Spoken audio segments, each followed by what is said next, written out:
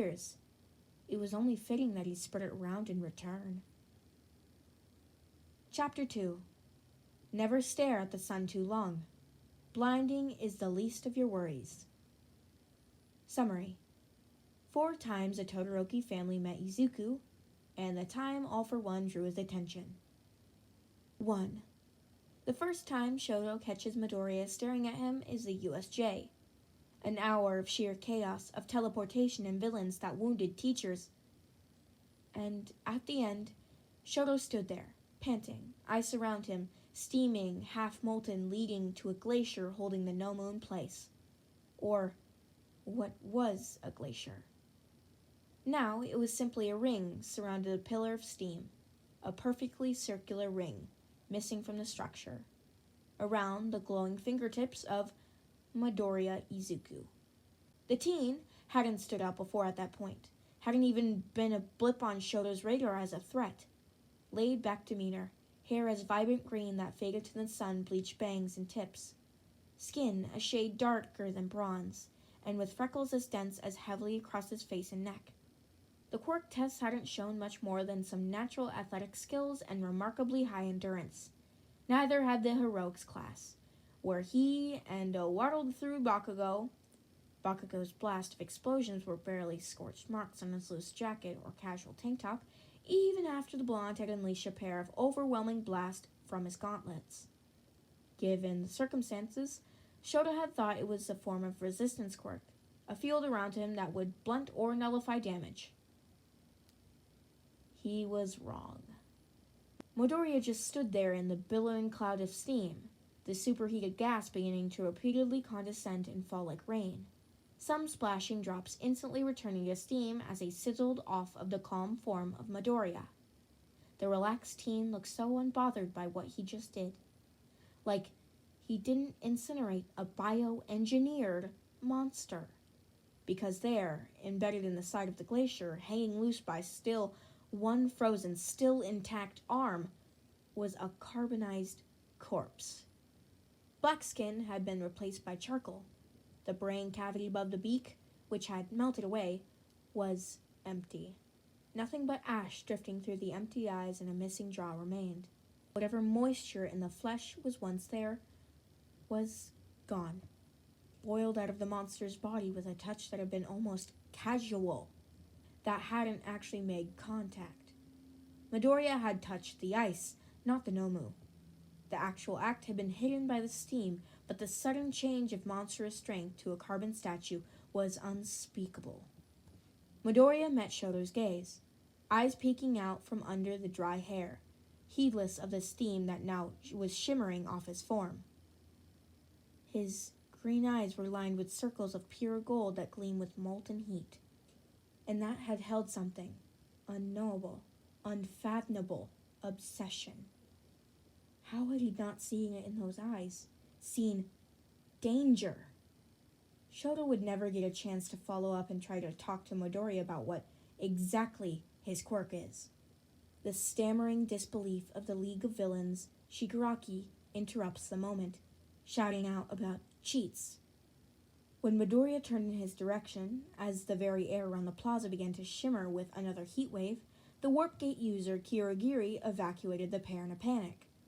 Shoto only saw Midoriya at a distance after that, as All Might arrived and hurried him and the rest of the students to the main entrance.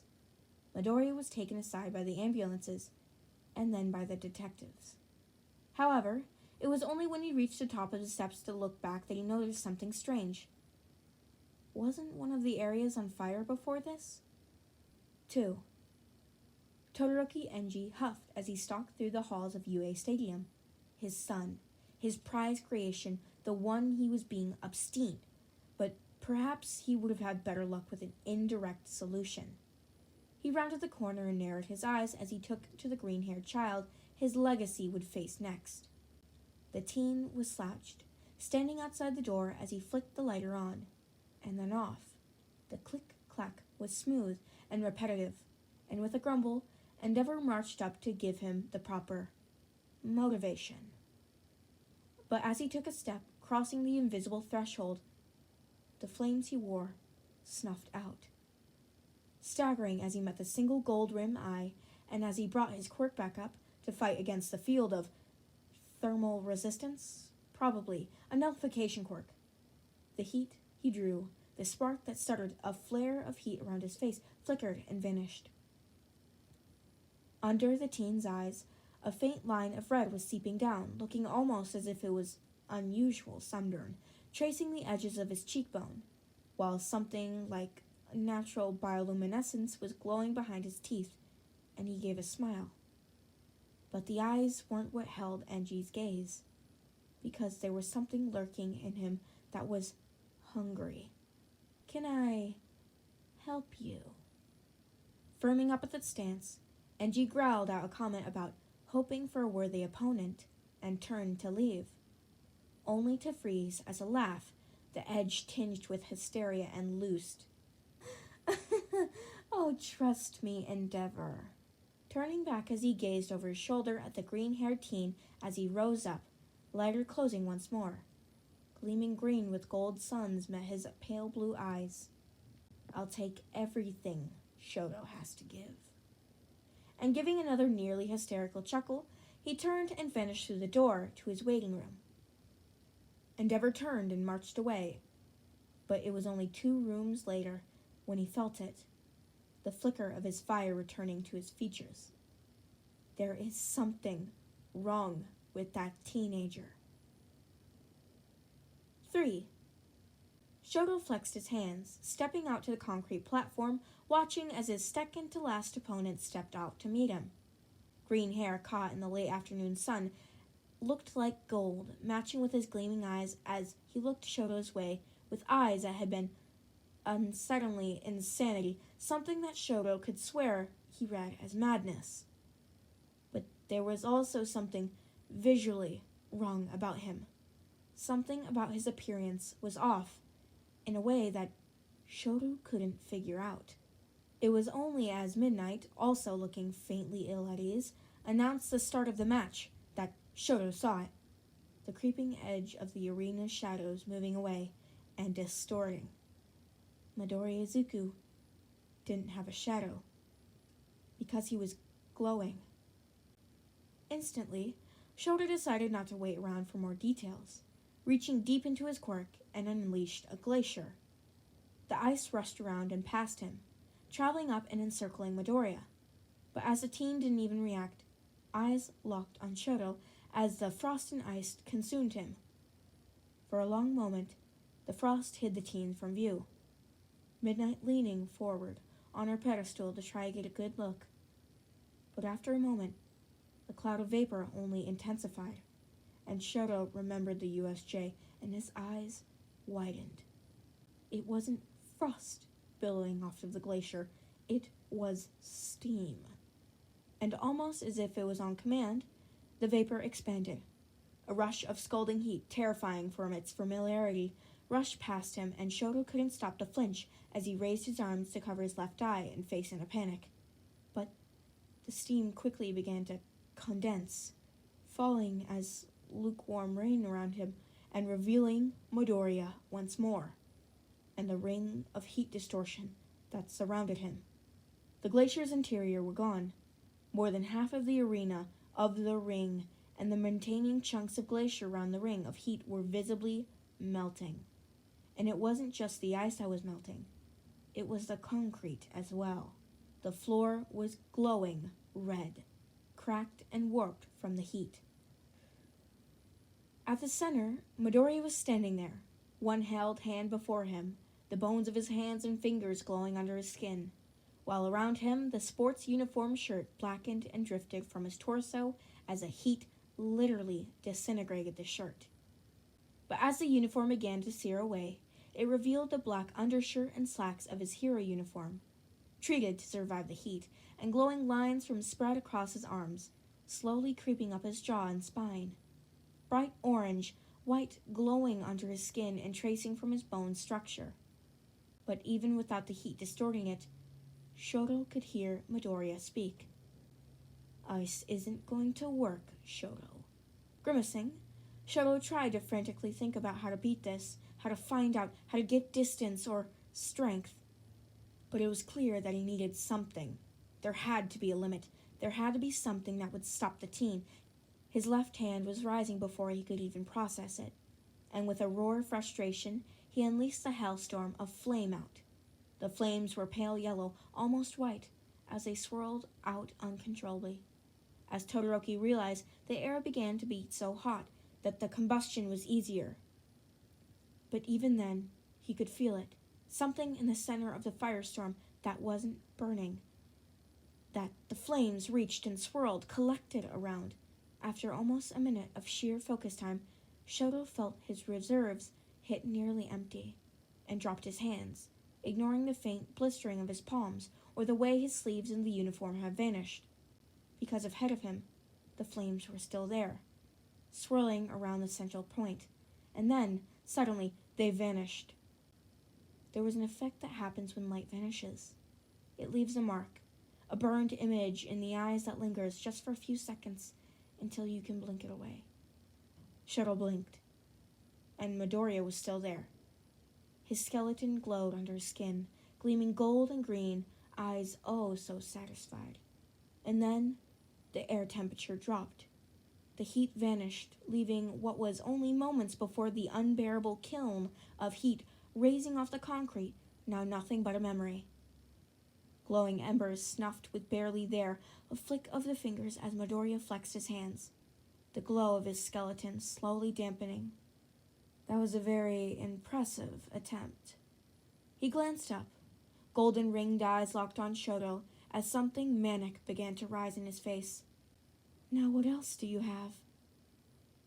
And then the teen rushed him. The rest of the sports festival was a blur of panic, of heat, of billowing steam and flaring light. But sitting in the infirmary an hour later, nose freshly reset from where his fist had punched him, while vaporizing through the wall of ice, Shoto could only watch as Midoriya stood his ground and took the explosion after explosion from Bakugo, barely flinching from the blast as the flames vanished against his bare skin, meeting the kinetic fury of the blonde with a brutal efficiency. He understood now. Midoriya Izuku wasn't the holder of a resistance quirk. He was a stockpile quirk, one that merely grew with every spark, every bloom of flame, every stray of beam of light. How long had he known Bakugo? How many days had he stolen sparks and ember from the explosions? How many other flames had he consumed with the single-minded focus? Shoto shuddered to think of just how much heat was hiding under the teen's skin, and what the rage truly was. Because Shoto knew enough fights to recognize sandbagging when he saw it, the way those rings of heat never actually touched Shoto. Midoriya Izuku could have incinerated him alive without moving an inch at the start of the match, hybridized quirk resistance or not. 4. Dabi, once known as Toya Todoroki, sent another wave of flame amongst the trees. The fighting was fierce. The attack squad had been put in charge of spreading across the woods and tracking down the small selection of targets they were after. Dabi was mildly curious that his younger brother wasn't on Shigaraki's shortlist, but he did lose the quarterfinal bracket. Perhaps that's what kept him off the gamer's hit list. Regardless, Dabi had been asked to find at least 2 of the finalists for the completion. As he turned to look across the forest once more, there was a flash of light. That looks promising. And it was. As he slipped through the woods in the direction, he began to hear the repeat blast in second-place winner's quirk, Bakugo Katsuki. And moving the same way, he caught the sight of Compress. That would make this easier. Some taunting, a bit of misdirection, and a blind lunge was poorly planned, and Dabi leaned down to pick the marble of a trapped teen. 1 down, now we just need... Dabi felt something cold race up his spine. What was? Twisting, the flame-controlled teen turned to look back at the forest behind him. The wave, growing, charred ash washed his way. It wasn't flames. Flames he could handle. He could cope with fire. Instead, the very air scorched his lungs. He could only scramble away from the tunnel of ash that appeared through the forest. No, not ash. Ash was the result of fire. This was straight-up carbonization, burned hotter and faster than the air could process, leaves turning into black fragments, branches shattering as steam vented the air through their blackened corpses. And as the charcoal fell away, trees and bushes turned to blackened remnants, as he could see the source of the consuming heat. It almost didn't look human. Gleaming heat rose through the skin, rippling through the air from glowing patches that were stylized along the bones of the teen's torso. The very shirt he once wore crumbling into char and ash around the shape of his ribcage as smoke drifted from its frame. And as its head, replaced by a skull-shaped torch made of pure heat, dark hair like an inverted flame hanging loose, letting only the glowing cheekbones and flaming golden eyes show off a skull so bright it hid the rest of its features in a shadow. And in its hand, held up shaking in sheer pain and reduced to a charred fragment of himself, the strands of a quirk, quite literally scorched away, was muscular. And his arms were gone, perfectly cauterized and blackened stumps at the end of his shoulders, the very flesh scorched away by the heat with almost a dismissive act. Muscular was tossed aside, his throat marked by a blackened handprint as the growing skull turned Dobby's way. It spoke, or tried to, but whatever sound it was made was lost to the smoke and ash that drifted from the maw. And when he and Compress didn't immediately respond, one glowing hand was raised their way. Dobby dodged, threw his body aside with a motion of pure combat instincts and adrenaline, as another tunnel of superheated air charred its way through the forest, the edges bright with heat and a mere second away before all flames were snuffed out once again, including the blue flames he had tossed at the monster behind him as he sprinted back to the rendezvous. Mr. Compress's jacket was now missing a chunk where it had been crumbled and charred cloth, fluttering ahead of him. But behind him, chasing them with a low rumble as Dobby realized that must be the voice of the team in form, Midoriya Izuku hunted them. 5 minutes later, charred and sporting new burns, they could only watch as Midoriya from a distance as the portal closed. They had only gotten Bakugo and Ragdoll, but that was for the best. Midoriya Izuku was too dangerous to kidnap. Not with a quirk like that. +1. Kamino Ward was chaos. A full cast of pro heroes, All Might himself, half a dozen teens trying to save one of their own, and the League of Villains. But as Bakugo was carried away, saved by the combined forces of his classmates, one remained. His disguise was smoldering, his temper past its point of no return. Katsuki had taken one last glance before booking it, knowing all too well that the chances of changing Izuku's mind was long since past. So, pulling the fake beard away, the make-it a piece of sizzling on his hot skin, Izuku turned towards the center of the soul-remaining fight, and walked in with the full power of his quirk, building in his spine. He let it build, let the release valve slowly crank higher and higher. The stored heat that packed along with his bones inside his skeletal structure boiled off and pushed through his flesh, through the channels in his skin where heat bled into light. But he drew his field around him tighter. His father's quirk had given him the secondary mutations and reinforcements of body to deal with heat, to survive the temperatures above what he should, to breathe in smoke and ash without worry, just as he sees past the flames of heat distortion. But his mother's quirk is where the true dangers come from. The attraction of small objects? Well, nothing smaller than an atomic movement. His field had been absorbing and suppressing thermal energy for years. But energy cannot be created, nor destroyed. And when you focused a small enough heat, it was just vibrations, just molecular activity.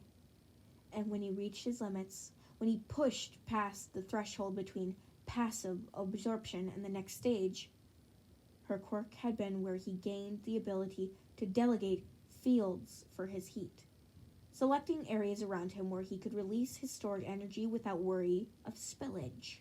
As he climbed over the rubble and took in the fight below, he saw All Might and the villain who told the League to take Bakugo. Every clash shattered the very ground, cracking apart the concrete and the bedrock, throwing rubble clear out of the clash as the nearby buildings transitioned from ruins to dust. But as he caught All Might's eye just for a split second, Izuku pushed his field out. The barrier he had felt with the edge of his mind flexed, selecting half of the battlefield near him, forming a narrow oval that wrapped around both him and the villain within its borders, before he reached up and released the heat he had shoved into his knuckles. His hands blazed with white heat, blows glowing through the flesh and skin like magnetism flares as he dumped all the heat he'd stored around his fingers' bones into the ring and watched as the very air warped and ignited. He saw the moment of shock, of the villain twisting in his direction before vanishing in the twisting white-hot beam. The firestorm that he unleashed was cataclysmic. It wasn't like his normal attacks, where he had aimed for specific temperatures and matched them. This was a direct and unlimited spike. And it didn't kill the villain, because under the blur of the heat, the distortion of the air as chunks of rubble destabilized from solid to gas under its direction, there's a blur of heat that doesn't increase, not without intense and focused effort. If he gave an annoyed "t" before reclaiming his heat, he would like no one to inform Katsuki. He tried so hard to avoid the blonde's vocabulary, it would suck to pick up his verbal tics. The heat returns, pulls, and reclaims into storage, his knuckle bones flaring once before sealing the heat away. Izuku takes a moment to appreciate just how effective the attack was on the landscape, between him and the small smoke-covered figure of the suited fucker who he had planned to execute. Still, molten rebar and cracked and half-blazed concrete pooled at the bottom, solidifying as the temperature stabilized. And so much dust and wreckage from the wrecks and doors of drywalls and wooden frames had been vaporized. Smoke still lingered in the air, but some places shadows of wooden objects had been printed against the surface as they'd been on. Shadows that wouldn't be hidden in mere light. Finally, the smoke parts and the tall, broad figure stands. Oh my, I was correct. Such a dangerous quirk you have, young man. The man holds up and brushes his hands, revealing that the black suit he was wearing had lost nearly half of its sleeves, the hands beneath the blizzard, but not much more, already healing. Too much area. Some sort of deflective field effect around him. Feels like heat-resistant quirk. Izuku shrugged, stepping forwards, walking along the molten trench between them, solidifying the metal rivers and bolding rock with a short radius before he steps. His once overshirt is a lost cause, the heat having already turned the once green and white pattern uniform black as it flaked away, revealing the soot-stained green tank top underneath. In the distance, Izuku catches All Might's eye. The bright blue, incredulous and confused even after the older hero pants. Exhausted. I mean, you know about the quirks, right? Considering you steal them. So, here's a quick question. Do you ever wonder what the upper limit on a stockpile quirk for thermal energy is?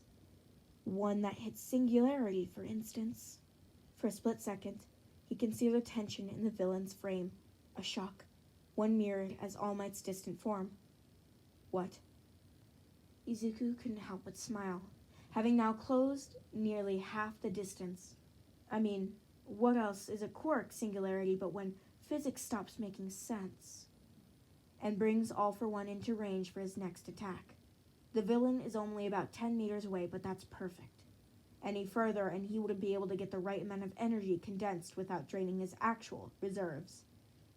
Raising his head, he gave a small smile, wide and manic, and blows out a deep exhale through his gritted teeth. Sunspot strike. Plasma. He doesn't limit himself to just a handful of energy containment. No, he reaches deeper. It starts around his fingertips, rushing up his arms and causing the heat-resistant material of his tank top to start disintegrating as he opens the mental valve wide open once more, and beyond just the arm. For a split second, several of the ribs in his chest glow, energy building up and billowing out, the very air inside his throat and lungs boiling. If he hadn't exhaled, it would have seriously injured him from the expansion of the gas, and now his chest ached, reminding him of what he did still suffer from the backlash of using this move. And then, the air around him transitioning to not boiling. No, it starts converting to the thermal state of plasma. But then, the thermal energy catches his left hand, raised and glowed with some kind of defensive quirk. A hand that vaporizes up to the elbow before he can clear the radius of the strike. Of course, Izuku can't hear his screams. Not above the roar of the air around him crackles and shifts before he sweeps his arm back away, stealing the energy once more. It's not without cost, though.